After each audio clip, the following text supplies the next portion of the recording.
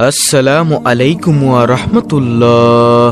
নবীজির দরবারে এক ব্যক্তি এসে বলল, ইয়া রাসূলুল্লাহ সাল্লাল্লাহু আলাইহি ওয়াসাল্লাম, আমি অনেক দরিদ্র, আপনি আমাকে এমন একটি আমলের কথা বলুন যে আমলটি করলে আমার দরিদ্রতা চিরদিনের জন্য দূর হয়ে যাবে। তখন নবীজি সাল্লাল্লাহু আলাইহি ওয়াসাল্লাম ওই সাহাবীকে সূরাতুল ইখলাসের একটি অজানা আমল সম্পর্কে বলে দিলেন, যে আমলটি করে ওই সাহাবী কিছুদিন পর অনেক ধনী হয়ে গিয়েছিল। সুবহানাল্লাহ। প্রিয় দর্শক, আজকের ভিডিওতে এমন একটি আমল বলবো যে আমলের মাধ্যমে আপনি ধনী হতে পারবেন ইনশাআল্লাহ। এটি আমার কোনো বানানো কথা নয়, নবীজি সাল্লাল্লাহু আলাইহি ওয়াসাল্লামের প্রসিদ্ধ একটি হাদিসের কথা। তাই আসুন আজকের এই সূরাতুল ইখলাসের অজানা আমল সম্পর্কিত ভিডিওটি সকলেই সম্পূর্ণ দেখতে থাকি। আমাদের নবীজি সাল্লাল্লাহু আলাইহি ওয়াসাল্লামের কাছে এক ব্যক্তি এসে বলল, হে আল্লাহর নবী সাল্লাল্লাহু আলাইহি ওয়াসাল্লাম, আমি এই সূরাতুল ইখলাসকে অনেক ভালোবাসি। তখন নবীজি সাল্লাল্লাহু আলাইহি ওয়াসাল্লাম বললেন, ও সাহাবী শোনো, যদি তুমি এই কথাটুকু অন্তর থেকে বলে থাকো, যদি তুমি মন থেকে বলে থাকো, তাহলে জেনে নাও যে ব্যক্তি সূরাতুল ইখলাসকে ভালোবাসে তাকে রব্বুল আলামিনও ভালোবাসে। সুবহানাল্লাহ। প্রিয় দর্শক, যুদ্ধের ময়দানে এক সাহাবী সব সময় শুধু দ্বিতীয় রাকাতে সূরাতুল ইখলাস দিয়ে নামাজ পড়াতেন। এটা অন্য সাহাবীদের কাছে একটু খারাপ লাগলো, কারণ এক সূরা আর কতবার শুনতে মনে চায়। তখন ওই সাহাবীরা নবীজির কাছে এসে বলল, ইয়া রাসূলুল্লাহ সাল্লাল্লাহু আলাইহি ওয়াসাল্লাম, আপনার অমুক সাহাবী সব সময় দ্বিতীয় রাকাতে সূরাতুল ইখলাস দিয়ে নামাজ পড়ায়, আপনি একটু বলুন না সে যেন অন্য সূরা দিয়েও নামাজ পড়ায়। তখন নবীজি সাল্লাল্লাহু আলাইহি ওয়াসাল্লাম ওই সাহাবীকে ডেকে পাঠালেন। ওই সাহাবী আসার পরে ওই সাহাবী বলল, হে আল্লাহর নবী, আপনি আমাকে ডেকেছেন? তখন নবীজি সাল্লাল্লাহু আলাইহি ওয়াসাল্লাম বললেন, হ্যাঁ, আমি তোমাকে ডেকেছি। তোমার নামে নালিশ এসেছে, তুমি নাকি দ্বিতীয় রাকাতে সব সময় সূরাতুল ইখলাস দিয়ে নামাজ পড়াও, এটা তুমি কেন করো? তখন ওই সাহাবী বলল, ও নবী, আমি এটা করে থাকি তার একমাত্র কারণ হলো আমি সূরাতুল ইখলাসকে মন প্রাণ দিয়ে ভালোবাসি। তখন নবীজি সাল্লাল্লাহু আলাইহি ওয়াসাল্লাম আশ্চর্যান্বিত হয়ে বললেন, আসলেই কি তুমি সূরাতুল ইখলাসকে মন প্রাণ দিয়ে ভালোবাসো? তখন সেই সাহাবী বলল, হ্যাঁ ইয়া রাসূলুল্লাহ। তখন নবীজি সাল্লাল্লাহু আলাইহি ওয়াসাল্লাম বললেন, ও সাহাবী, যদি তোমার অন্তরের কথাটুকু মনের কথাটুকু সত্য হয়, তাহলে জেনে নাও যে ব্যক্তি সূরাতুল ইখলাসকে ভালোবাসে তাকে দয়াময় রব্বুল আলামিনও ভালোবাসে। সুবহানাল্লাহ।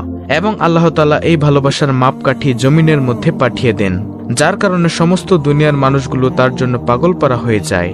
সুবহানাল্লাহ। প্রিয় দর্শক, যখন দেখবেন আল্লাহর কোনো বান্দার জন্য, আল্লাহর কোনো নেককার বান্দার জন্য দুনিয়ার মানুষ পাগলপারা হয়ে গেছে, তার জন্য শুধু দোয়া করে, তখন বুঝে নিবেন ওই বান্দার উপর অথবা ওই বান্দির উপর আল্লাহ তাআলার রহমত রয়েছে।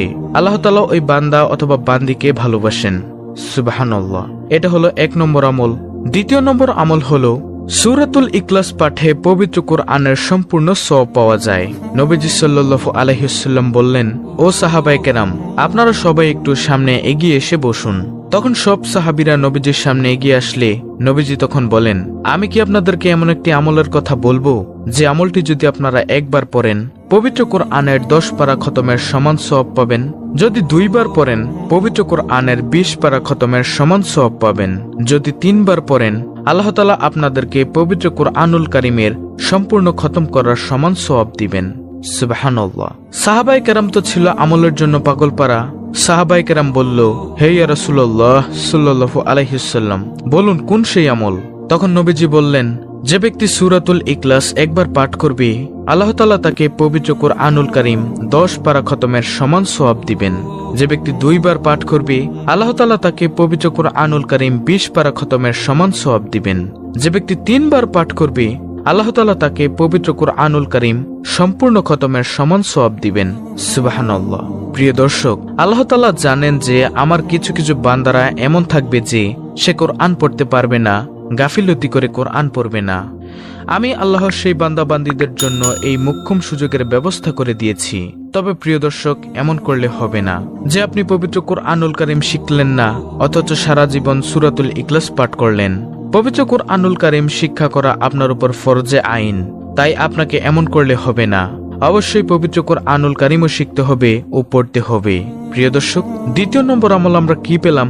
যে ব্যক্তি সূরাতুল ইখলাস 3 বার পাঠ করে, আল্লাহ তাআলা তাকে পবিত্র কোরআনুল কারীম সম্পূর্ণ খতম করার সমান সওয়াব দেন। তৃতীয় নম্বর আমল হলো, যে ব্যক্তি সূরাতুল ইখলাস 2 বার পাঠ করবে, আল্লাহ তাআলা তাকে জান্নাতি মহল দান করবেন। সেই মহলে থাকবে 70,000 দরজা। এইবার একটু ভাবুন যে ওই জান্নাত কতটুকু বড় হবে। আল্লাহু আকবার। নবীজি সাল্লাল্লাহু আলাইহি ওয়াসাল্লাম হাদিসের মধ্যে বলেন, আমার একটি গরিব উম্মত সবচেয়ে ছোট যে জান্নাত পাবে সেই জান্নাতটা হবে এরকম 10টা দুনিয়ার সমান। আল্লাহ তাআলা বলেন, এমন জান্নাত আমি তোমাদের জন্য তৈরি করেছি, সে জান্নাতে গিয়ে যা চাইবে তাই পাবে। সুবহানাল্লাহ। নবীজি সাল্লাল্লাহু আলাইহি ওয়াসাল্লাম বলেন, এক ব্যক্তি শুয়ে রইল, শোয়া অবস্থায় সে দেখলো তার উপর দিয়ে একটি পাখি উড়ে উড়ে যাচ্ছে। তখন সে ভাবতে লাগলো, ইস, যদি পাখিটিকে খেতে পারতাম। এই ইস, যদি পাখিটিকে খেতে পারতাম, এটা বলার সাথে সাথেই ওই পাখিটিকে ভুনা করে ফেরেশতারা স্বর্ণের প্লেটের মধ্যে নিয়ে এসে তাকে আদর করে খাইয়ে দিবে। সুবহানাল্লাহ। প্রিয় দর্শক, এমন কোনো জিনিস নেই যে জিনিস আপনি জান্নাতে পাবেন না, শুধু হারাম ব্যতীত।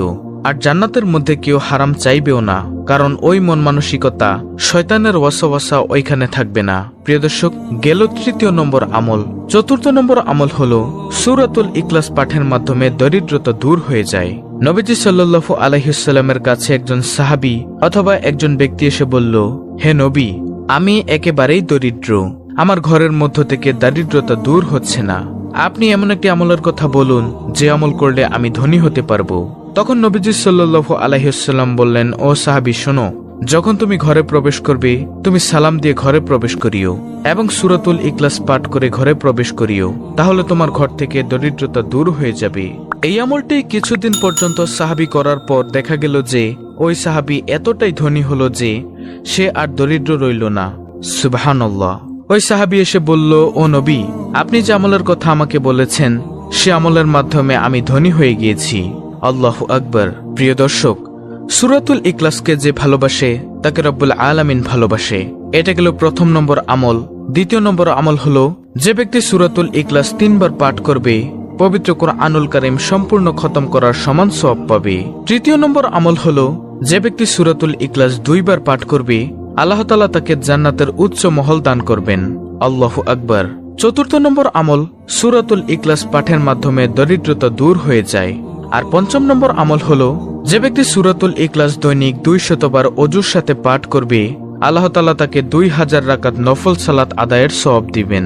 গায়েবী খাজানা থেকে রিজিক দান করবেন, আল্লাহ তাআলার রাগের 300 দরজা বন্ধ করে দিবেন, জান্নাতে 70টি মহল দান করবেন এবং সর্বশেষ পুরস্কার হলো আল্লাহ তাআলা মৃত্যুর পর তার জানাজায় হাজারো লাখো ফেরেশতা শরীক করবেন। এবার একটু ভাবুন প্রিয় দর্শক, যে ব্যক্তির জানাজায় ফেরেশতারা শরীক হয় তাহলে সেই ব্যক্তি কি জান্নাতি নাকি জাহান্নামী? পাপী বান্দাদের জানাজায় কখনোই ফেরেশতারা আসবে না প্রিয় দর্শক। তো প্রিয় দর্শক, এই ছিল আমাদের আজকের ভিডিও, অত্যন্ত গুরুত্বপূর্ণ একটি ভিডিও। সূরাতুল ইখলাসের এই 5টি আমল আমরা সব সময় করে আল্লাহ তাআলার দরবার থেকে পরকালের জিন্দেগিতে জান্নাত চেয়ে নিব ইনশাআল্লাহ। ভিডিওটি ভালো লাগলে অবশ্যই চ্যানেলটিকে সাবস্ক্রাইব করে বেল বাটন অল বাজিয়ে দিবেন। ভিডিওটিতে একটি লাইক দিবেন এবং কমেন্টে আমিন লিখবেন এবং অন্য মুসলিম ভাই বোনদের কাছে ভিডিওটি শেয়ার করে দিবেন যেন তারাও দেখে শিখে আমলগুলো করতে পারে।